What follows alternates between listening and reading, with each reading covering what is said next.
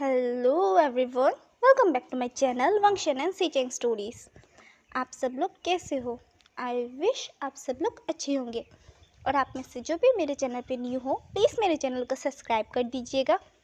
और अगर आप लोगों को स्टोरी पसंद आए तो लाइक, कमेंट और शेयर करना ना भूलिएगा। ओके, तो मैं आप सबसे पहले सॉरी बोलना चाहूँगी क्यूटीज़, क्योंकि मैं कुछ दिनों से रिकॉर्ड नहीं कर पा रही हूँ, क्योंकि हमारे यहाँ पर ना मौसम बहुत ही ज़्यादा ख़राब है और बहुत ज़्यादा बारिश हो रही है। इसकी वजह से ना मैं वीडियो रिकॉर्ड ही नहीं कर पा रही हूँ।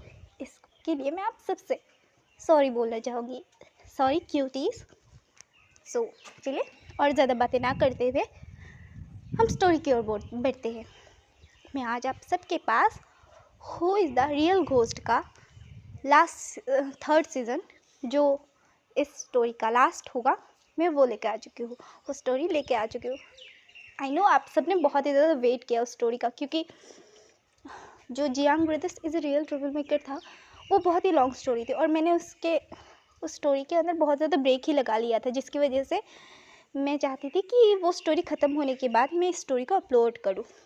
मैं आज आप सबके पास who is a real ghost का थर्ड सीज़न और लास्ट सीज़न ही कह लो, मैं इसे आप सबके पास लेकर आ चुकी हूँ। चलिए हम लोग बढ़ते हैं स्टोरी में। हमने लास्ट पार्ट में देखा था कि वांगजी और शिचेन को होश आ गया था, और वांगजी और शिचेन को ना विंग और आचेंग के बारे में फ़िलहाल अभी के लिए कुछ भी याद नहीं था।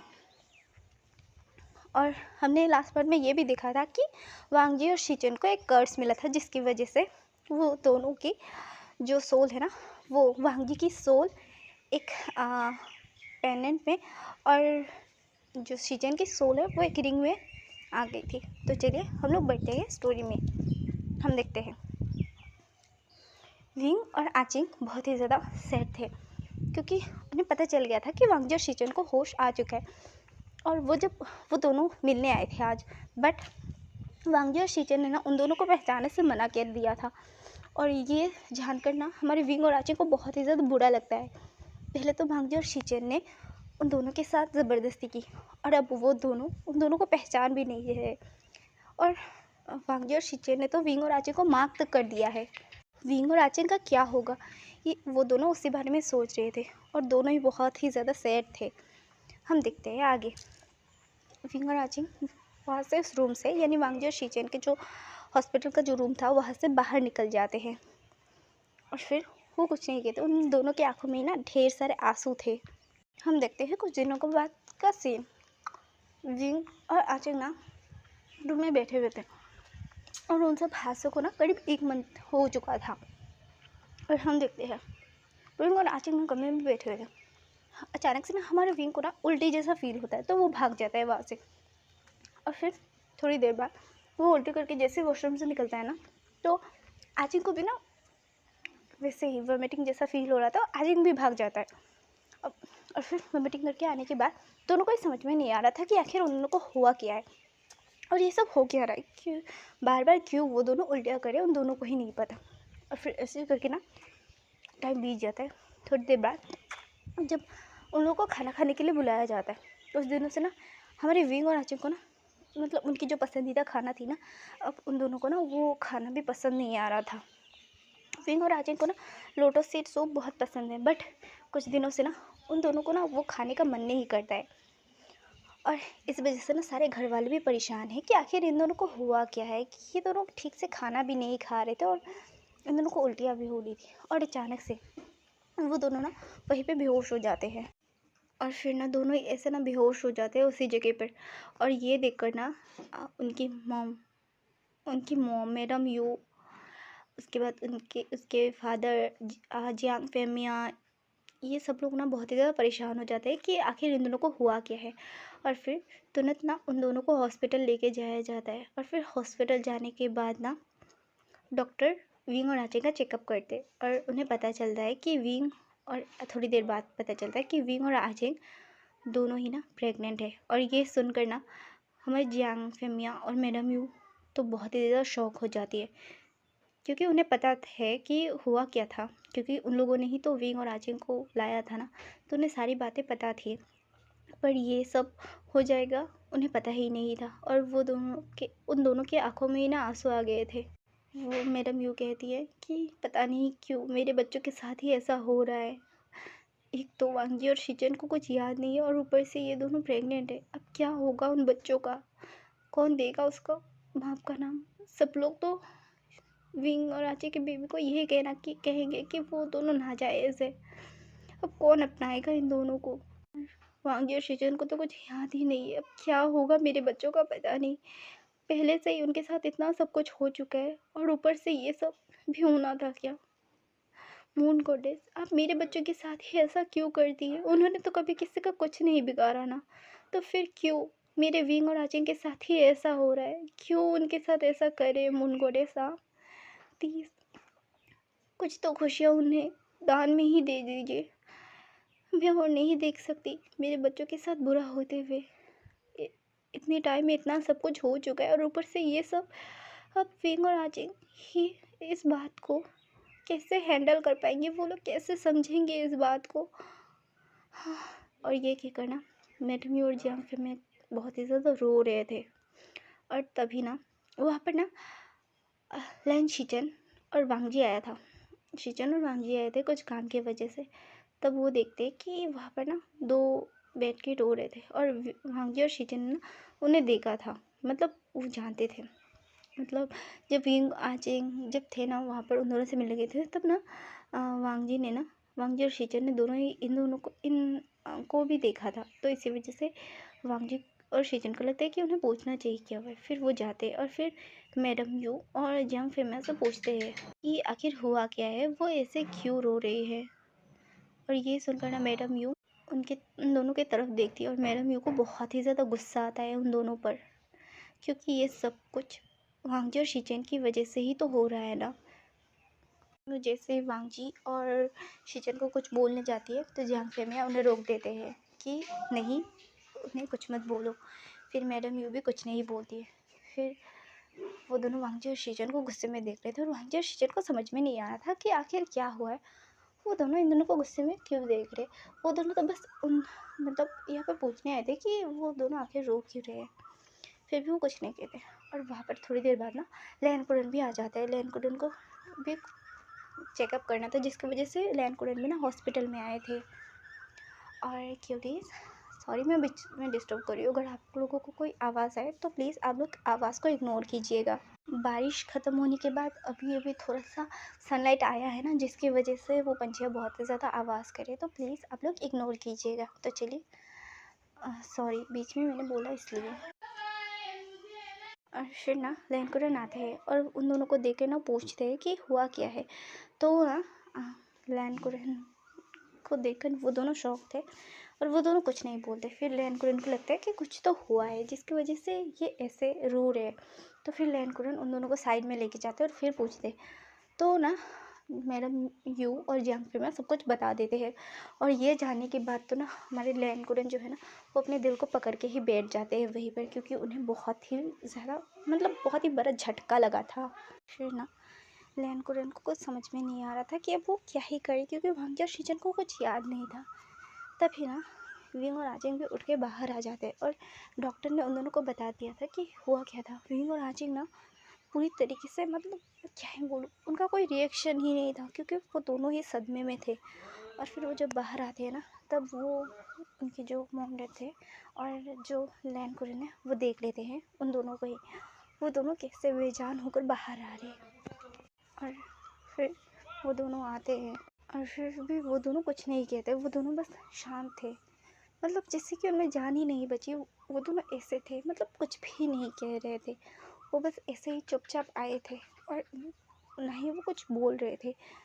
और फिर वहाँ पर ना वांगजी और शीचन भी आ जाते हैं और वो लोग इन दोनों को देख कर ना वो कहते तुम दोनों यहाँ पर हो, तो क्या तुम दोनों को कुछ हुआ है क्या, तुम दोनों ठीक हो। क्योंकि तुम्हारे मॉम डैड रो रहे थे तुम्हें देख के, शायद तुम दोनों को कुछ हुआ है क्या। पर हमारे जो आचिंग और विंग था ना, दोनों ही कुछ नहीं कहते, क्योंकि भाई वो खुद सदमे में है। वो दोनों शौक है, वो क्या ही बोलेंगे वांगजी और शीचन को कुछ। और इन सब का रीज़न तो वांगजी और शीचन ही है ना। वो विंग और आचिंग ना वांगजी और शीचन को देखते हैं बहुत ही ज़्यादा गुस्से में।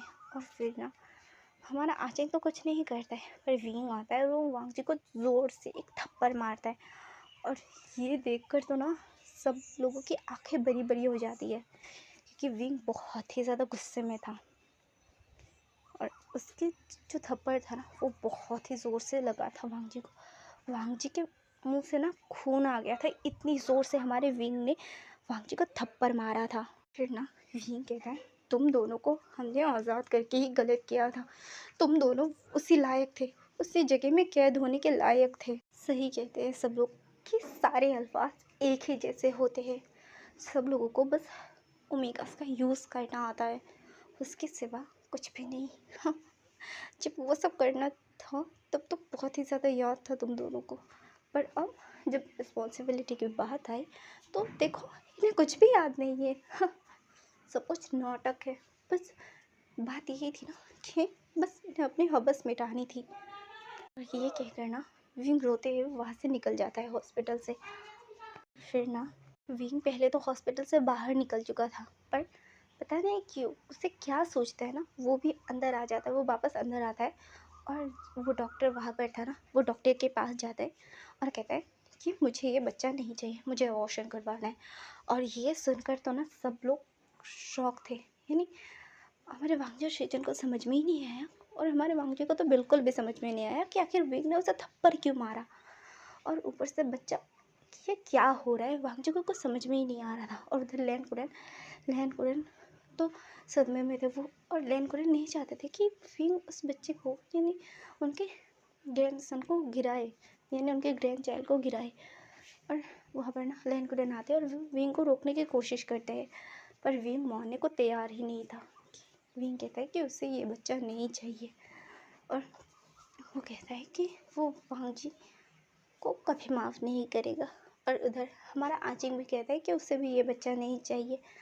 और ये सुनकर ना मैडम यू और जियांग में वहाँ पर आ जाते हैं और कहते ये तुम दोनों क्या बोल रहे हो। ये सुनकर ना हमारा विंग और आचिंग कहता है, माँ हम दोनों सही बोल रहे, हमें नहीं चाहिए ये बच्चा, और हम क्यों रखें माँ, हम नहीं चाहते कि बड़े होने के बाद इन दोनों के ऊपर ये लांछा लगाया जाए कि ये नाजायज़ है, और हम ये कभी नहीं चाहेंगे माँ। और ये कहकर ना वो डॉक्टर को कहते हैं, और अब कोई कुछ भी नहीं कर सकता था क्योंकि ये विंग और आचिंग की मर्जी और वांगजी और शीचन की, बट वांगजी और शीचन को कुछ याद ही नहीं था। और अचानक से ना लैन कुरन आते हैं, विंग और आचिंग ना अंदर चले गए थे ऑपरेशन करवाने के लिए। और फिर ना लैन कुरन आते हैं और वांगजी और शीचन को दोनों को ही 2 थप्पड़ मारते हैं। और फिर ना लैन कुरन सब कुछ बताते हैं कि आखिर हुआ क्या था। और ये जानने के बाद ना वांगजी और शीचन दोनों ही हैरान थे कि ये उन दोनों से क्या हो गया, ये उन दोनों ने क्या कर दिया, 2 ज़िंदगी उन्हें बर्बाद कर दी। और अब विंग और आचिंग उनके बच्चे को मारना चाहते हैं। फिर वांगजी और शीचन कहते नहीं, हाँ हम रिस्पॉन्सिबिलिटी उठाएंगे अंकल, पर हम अपने बेबीज़ को नहीं खो सकते, माना हमारी गलती है पर उन बेबीज़ की तो कोई गलती नहीं है ना। फिर वांगी और शीचन ना अंदर घुसते और डॉक्टर को रोक लेते, बट विंग और आचिंग ना वो चाहते थे कि वो उन बच्चों को गिराते, पर वांगी और शीचन ना उन दोनों को रोकते और उन दोनों के सामने ना गिड़गिड़ाने लगते, हाथ जोड़ के माफ़ी मांगने लगते बार बार कि वो ऐसा ना करे। उन बच्चों की कोई गलती नहीं थी ना उसमें, ना गलती वांगी और शीचन की थी, पर उन बच्चों की क्या गलती है इसमें। ये बात कहीं ना कहीं सच है कि उन मासूम बच्चों की तो इसमें कोई गलती नहीं थी ना। सॉरी क्यूटीज, आज कुछ ज़्यादा ही नॉइज़ है, मैं कुछ नहीं कर सकती। फिर विंग और आचिंग भी मान जाते बहुत ही ज़्यादा मनाने के बाद। और फिर तुरंत ही ना वांगजी और शीचन और विंग और आचिंग को ले जाकर कोर्ट में जाकर शादी कर लेते हैं चारों। और फिर ना विंग, आचिंग, शीचन और वांगजी चारों एक साथ मतलब लैन हाउस में रहने लगते हैं। बट हमारे विंग और आचिंग ने ना हमारे शीचन और वांगजी को ना माफ़ करने से मना कर दिया था क्योंकि गलती उनकी है। और उनके ये जो कर्ज, उनके कर्ज का ना ये एक हिस्सा था कि वो लोग पूरी ज़िंदगी भर रिग्रेट में रहेंगे। और फिर ऐसे ही टाइम बीतता है और इसके बाद उन चारों की ना बेबीज आ जाती है इस दुनिया में। और फिर वो दोनों बेबीज ही ना बहुत ही ज़्यादा क्यूट थे। और फिर वो दोनों के मतलब फिर उन दोनों को बड़ा करने लगते हैं वो चारों मिलकर। पर ना हमारे वांगजी और शीचेन को ना विंग और आचिंग ने कभी भी माफ़ नहीं किया था। वो दोनों ही ना पूरी ज़िंदगी भर इसी रिग्रेट में रह रहे हैं कि उन दोनों वांगजी और शीचेन ने विंग और आचिंग के साथ गलत किया है। और इसी रिग्रेट में ना ये जो स्टोरी है वो ख़त्म होती है। आई एम सॉरी क्यों थी ये थोड़ी सी शॉर्ट है, बट इसका एंड ही ना थोड़ी सी मतलब सैड एंडिंग, तो मतलब हैप्पी एंडिंग नहीं कह सकते, बट हाँ पूरी तरीके से सैड एंडिंग ये भी नहीं कह सकते, क्योंकि ये स्टोरी ही बेस रिग्रेट पे ही है। तो वांगजी और शीचेन ने जो गलती की थी उसकी सज़ा तो उन दोनों को मिलनी थी ना। और अगर विंग और आचिंग उन दोनों को माफ़ कर देंगे तो ऐसा तो वांगजी और शीचेन को सज़ा कैसे मिलेगी, और विंग और आचिंग उन दोनों को माफ़ ना करे, यही वांगजी और शीचेन की सज़ा थी। तो आज की स्टोरी मैं यही पे एंड करती हूँ। ओके, हम मिलते हैं एक न्यू स्टोरी के साथ। Bye bye everyone.